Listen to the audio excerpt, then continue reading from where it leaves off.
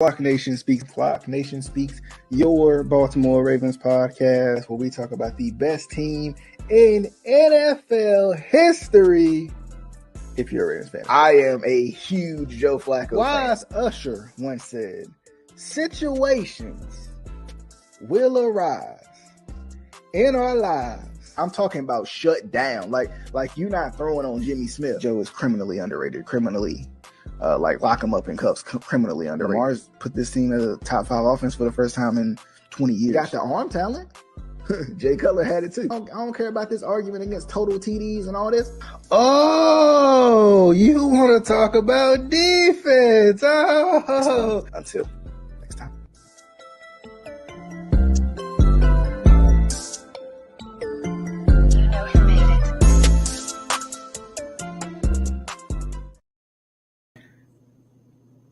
All right, what is going on, good people? We are back at it again. It's Fly Nation Speaks. I'm your host, DJ Beal, and I tell you what, welcome into your Baltimore Ravens podcast that talks about the best team in NFL history, if you're a Ravens fan, of course. And of course, if you used to have the highest paid quarterback and now you don't have the highest paid quarterback because stuff like that don't last but for so long.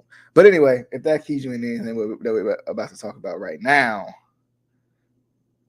then I should key you into the fact that we're talking about the AFC West. We previewing the AFC West today, talking about their depth charts, talking about what the heck is going on with the AFC West. What the heck is the AFC West going to do? Coming off of the heels, of course, of the Justin Herbert news, right? The Justin Herbert news that happened on Tuesday.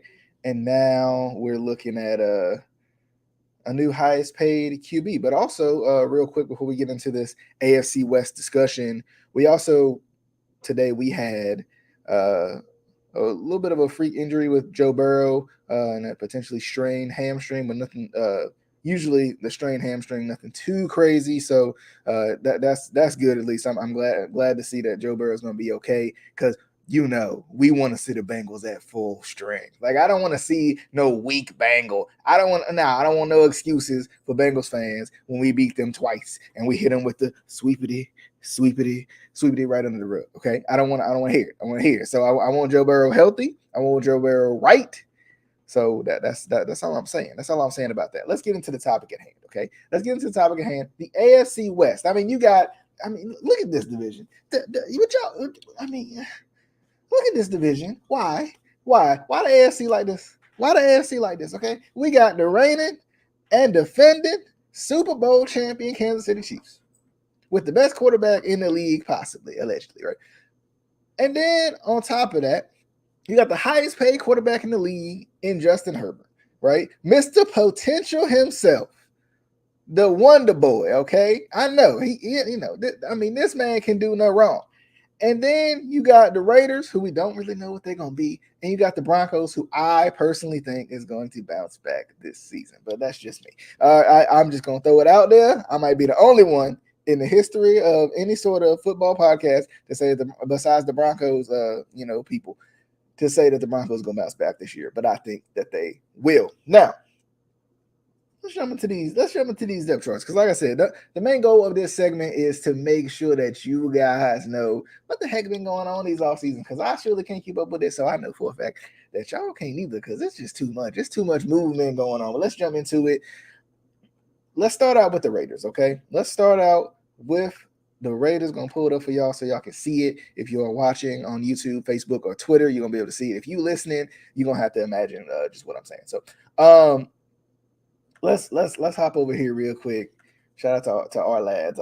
They need to be a sponsor, because they my favorite depth chart provider. Okay, but of course we got. We talking oodles of talent, oodles of noodles of talent right here. This is ridiculous. Okay, this is ridiculous. The Chargers should be well on their way to being far better than what they actually are.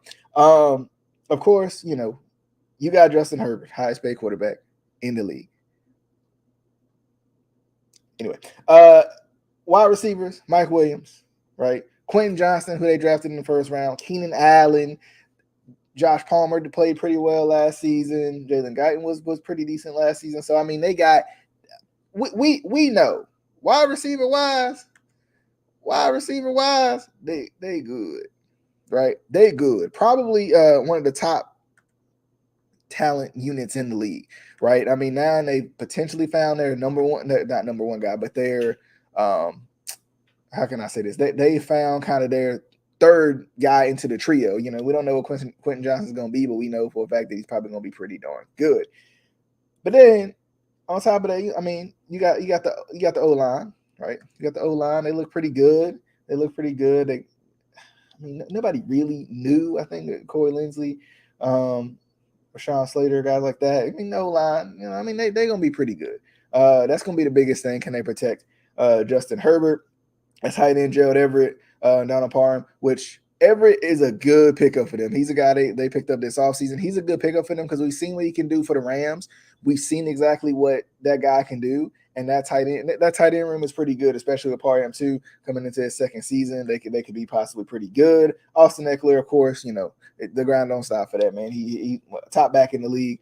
Defensively, this is where people kind of come in and they're like, I don't know about the Chargers when it comes to defense. Eric Hendricks, of course, you got an inside linebacker position. You got Joseph Bosa coming out here in the rush position, which, you know, depending on if he can stay healthy, that's going to be the biggest thing for him.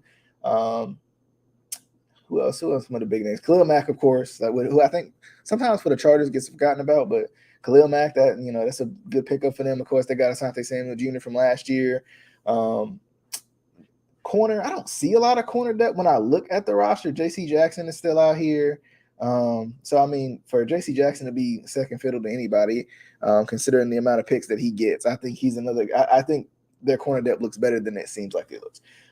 Then, of course, you got Derwin James at safety holding it down. So, I mean, you know, I feel like from what I see from the Chargers, you know, there's a lot of potential. There's a lot of potential. Let me try to bring the next one up. It's a lot of potential. Then you look at the Raiders, right? The Raiders is one of those teams where I'm like, I don't know what the heck they're going to do. I really don't. I don't know. I don't know what the Raiders are going to do, and I think it depends on what on coaching, number one. But I think it also depends on what Jimmy Garoppolo does, right? The new quarterback in town, the guy who everybody touts for his wins. You know, he got a Super Bowl ring, you know. I think he got two, don't he? I think he got two, if I'm not mistaken. So, I mean, a guy who we know, like we know for a fact, like you know, he can come in and be consistent. I think health hasn't been on his side and stuff like that. So, I mean, when you look at them, you got Devontae Adams, of course, Jacoby Myers, Hunter Renfrow. So, of course, with Renfrow and Adams, two really good receivers in the league. Jacoby Myers, who you know, has maybe shown flashes here and there, maybe, you know, a depth piece pickup that they could have. O-line looks, you know, looks okay. I think when I look at their O-line, I mean, I think between the Chargers and them right now, they might be a little bit weaker O-line wise. Austin Hooper, who they brought in, which is a good one. Josh Jacobs, of course, he continues to do what he does. They brought in Amir Abdullah, kind of help him out a little bit as well. You see Brandon Bolden down the list as well. So, I mean, that's another one. And then, you know, of course, Jimmy G. We talked about it before. Jimmy G, what he gonna do? We'll see. Defensively, I think they'll be fine, right? Because, I mean, the Raiders are one of those teams that always tends to have a pretty good defense. Of course, Chandler Jones leading the charge, helping on pass rushing duties with Max Crosby. That combination is always good. Jerry Tillery been doing it for a long, long time. Robert Spillane, who has been good at will linebacker. We've seen what he can do. I think as Ravens fans, we've seen what he can do. You know, dealing with some of the injuries up in Pittsburgh from time to time. Marcus Epps, Marcus Peters, got, you know, just that new addition, Marcus Peters, who we hate to see you go. We really do. I'm still very upset about that. I'm still really upset about that one. But they stole him. You know, so I mean, very interesting to see what they're going to do. Then when you go over to the Broncos real quick, let's see. This is a team I think gonna bounce back. I want to end with the Broncos because I think a lot of people feel like the Broncos will kind of be in. I mean, not too many changes when it comes to. I mean, I think the most changes for the Chiefs have probably been wide receiver.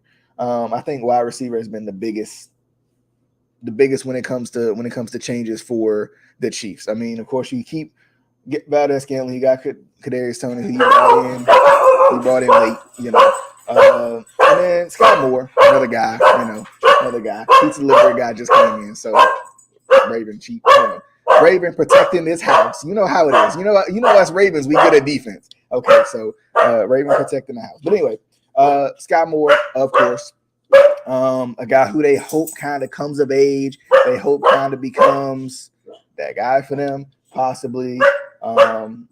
Joe Thuney helping out with the O-line. Creed Humphrey, I think their offensive line has been very much so improved. No Orlando Brown Jr., so that's a very interesting one as well. All right, Raven, you protected the house. We got it. We see, Raven, that's why I call her Raven, because she's defensive. But anyway, Creed Humphrey, I feel like this offensive line is going to be good. I really do. I feel like this O-line is going to be really good. I don't know. I feel like Orlando Brown was better than we think. Was better than we think. So I mean, I don't know. Jury's still out on that one. But then Travis Kelce, of course, top tight in the league. We all know this. Patrick Mahomes, top quarterback in the league. We know this. Pacheco was really good last year. Jerick McKinnon to help him out. Clyde Edwards-Helaire, which is crazy. Like, it's crazy to see the fall off, I guess you could say. The fall off we kind of seen from Clyde Edwards-Helaire. He was a guy who was probably on pace to be, maybe not a top back in the league, but top 10 possibly. I think there was potential. There was something there. There was possibilities there, whatever. But we'll see. I think they got a lot of running back depth when you think about it. And then defensively, I think that's where we think about the Chiefs a little bit. That's where their struggles have been. That's where their frustrations have been. So defensively, I think this is where you kind of, let me bring it back up real quick. This is where you kind of like, I don't know. I don't know what they're going to do. Because I don't know if they truly improved their defense when it comes down to that type of thing. But let's see. Chris Jones, of course, which I thought he was holding out. I don't know if he was or not, but I thought he was holding out with a guy at linebacker, Nick Bolton at linebacker. Like, it just seems like they come off young and maybe inexperienced. It seems like there's a lot of new guys on the Chiefs defense. From what I can see, I think defensively, I think the Chiefs might be the worst side of the list. I think the Chiefs are always opportunistic, right? The Chiefs are always one of those teams. They're opportunistic when it comes to the defensive end. So I think, we'll see what they do. Justin Reed, Ladarius Sneed in the secondary, Trent McDuffie, Jalen Watson, Ladarius Sneed, Trent McDuffie. I don't see this being a top defense in the league or nothing, but their offense is so good that they usually, that's where their focus is, right? Their focus is being great on offense, and that's what they're gonna do. So, but I will say this.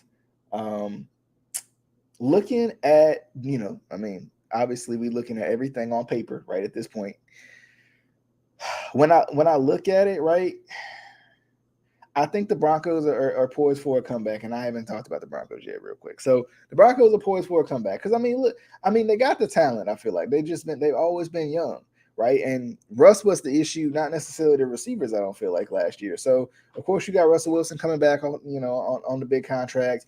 The O-line pretty much stays the same. You get Ben Powers coming over from Baltimore, of course. So that's a good pickup for them. Mike McGlinchey. It seems like they got a pretty good O-line. Then Tim Patrick, Jerry Judy, Courtland Sutton. Marquez Callaway as well. Bringing him in. Mims probably could be, has potential too. So a lot of guys who could really come in and be good as long as, of course, the quarterback is as he should be with Russell Wilson. So offensively, I know that's the point of worry for the Broncos, but I'm not necessarily worried about the offense when it comes to the Broncos. I think the Broncos will bounce back. I think the Broncos will be very competitive this season. when it comes down to, competing with the rest of the teams in the AFC North and everything too, I think the Broncos could give some people some fits. I mean, um, the defense, DJ Jones, Randy Gregory, good little pickup for them. Kareem Jackson, the secondary, Pat Surtain, of course. I mean, their defense was good last year, so I expect their defense to continue to be good this year. Sean Payton will bring some good offensive coaching and just overall head coaching and everything too. Vance Joseph. That'll be interesting too. Like going back to the Chiefs, no Eric Bieniemy this year. Was he the reason why the Chiefs were good, or was it Andy Reid? I mean, I know a lot of people don't want to give Eric Bieniemy his credit when it comes down to that type of stuff, but that's another thing too that you got to think about. Like, was it, like, will things change because Eric Bieniemy isn't there? We'll see.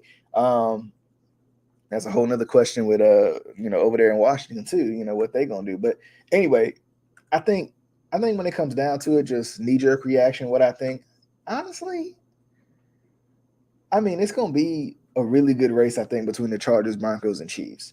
I think everybody wants to go with the Chiefs because they're the Chiefs. But has the Chiefs really had anybody to truly compete with them? I don't think so. And I think the Broncos will do just that. I know that sounds crazy. I know I probably shouldn't say that. But I think the Chiefs and the Broncos are going to battle for this division. I really do. I think the Chargers are going to be up there, but I think for whatever reason, it's the Chargers. They can't get out of their own way to begin with. So I think they're going to continue to do what the Chargers do. I think the Broncos will be well coached. I think they will showcase some really good things. And I think, like, talent-wise, when it comes to everything else, it feels like the Broncos and the Chiefs are very, very similar. And that almost gives you room to say the Chargers, right? Because the Chargers might be the most talented team out of everybody in this division. It's if they can get out of their own way. That's going to be the biggest thing for them, right? Because, I mean, you look at the defense. I think their defense is far better than anybody else in this division. And I think their offense, when it comes to talent, is far better than anybody else in this division. But, I mean, I think you question coaching for them. So we'll see. We'll see what happens. I think knee-jerk reaction, I want to go with the Broncos to win this division, as crazy as that sounds, right? But I think the safe bet is always the Chiefs. I think the safe bet is always going to be the Chiefs. I don't think the Chiefs – I think the AFC is too competitive for the Chiefs to make the AFC Championship again this year. So I think even if the Chiefs win this division, I think they're not going to struggle in the playoffs by no means, but I think they will find themselves in a dogfight throughout. I think honestly the four teams in this division could really tire each other out, but we'll see what happens. In terms of the Ravens, how this affects the Ravens, what teams I think competes well against the Ravens? I think all of them do, right? I think all of them have pretty decent defenses. I think the Chiefs usually out offense us more than they out defense us. But I think with the Ravens' talent, I think the Ravens can compete with the Chiefs. Same thing with the Chargers. I think the Chargers got a little bit of both. And, of course, playing the Chargers this year, it'll be interesting to see what happens with that. I hope it kind of goes the same way it went last time, but we'll see. I mean, we'll see. We'll see how it goes. I think this division is tough. It's a tough matchup for the Ravens. It's a tough matchup overall, just because this division is very talented. And, I think the AFC is just – I said it before. I'm gonna say it again. The AFC is it's wild. It is as advertised. It is very, very wild. But real quick, as we wrap up the video, gonna do a quick question of the day. Y'all gonna hate me for this one. I'm just gonna be honest with y'all, because some of y'all, I don't know, y'all like, who raised y'all, man? Like, y'all ain't even like, some of y'all. I know some of y'all ain't from the South. I know that. But some of y'all from the South, y'all confuse me sometimes. But question of the day, rice. We talking about rice today. We ain't talking about fried rice. We're talking about regular schmegular rice, okay? We talking about rice. What y'all think? Does sugar go in rice? Maybe it's me, okay? Maybe I'm the outlier here, okay? Maybe it's just me. Maybe I'm the weird one, okay? But I ain't gonna admit to that. But maybe I am, okay? But I think sugar goes in rice. I'm gonna be honest with y'all, right? If you ain't never had just some smack plain rice, right? We talking plain Jane boiled up in water, okay? We talking plain Jane rice with a little sugar, with a little butter. I suggest you try it. I really do. I suggest you try it. Get back to me and say either yay or nay, right? My girlfriend's saying nay. I say yay. I think it's, besides fried, it's about the only way to eat rice. I don't know how y'all would just be taking rice, boiling it straight up in some water, and then being like, this is good. What? No, it's not. Rice is plain. Plain like Jane, okay? Rice is plain like Jane, okay? So, and no offense to any Janes out there, but you know what I mean. Like, rice is plain. You gotta have something to kind of spice it up. That's why we fry it. That's why, in my household at least, we put sugar and butter in it. But anyway, I'm gonna leave y'all alone. I'm gonna leave y'all alone one more time, just for people in the back. For the people in the back, does sugar go in rice? Absolutely. It absolutely does. But as always, definitely hope you guys enjoyed the show. We'll be back once again to talk about this AFC and how crazy this AFC can get. Because Hall of Fame game is next Thursday. So as games start to come along with me, interesting to see. I probably won't change the show. It'll probably be kind of a quick little, not get ready with me, because that's not how that works. But you know what I'm saying. Get ready for the game with me type situation. A little quick stream for y'all. But definitely hope you guys enjoyed the show. We'll see you guys on the next one real quick. Fly Nation Speaks. Fly Nation Speaks. This show right here is on all your major podcasting platforms, Apple Podcasts, Spotify, all your favorite ones. Also, YouTube, Facebook, Twitter. If you want to watch, you want to be involved, leave some comments or something, feel free to do such a thing. What y'all think about the AFC? What y'all think about this AFC West, man? I'll tell you what, man. The AFC West. What y'all think? I want to know. Let me know below what y'all think. Subscribe while you there, because you're already there, so you might as well do it. But we'll see you guys on the next episode of Fly Nation Speaks.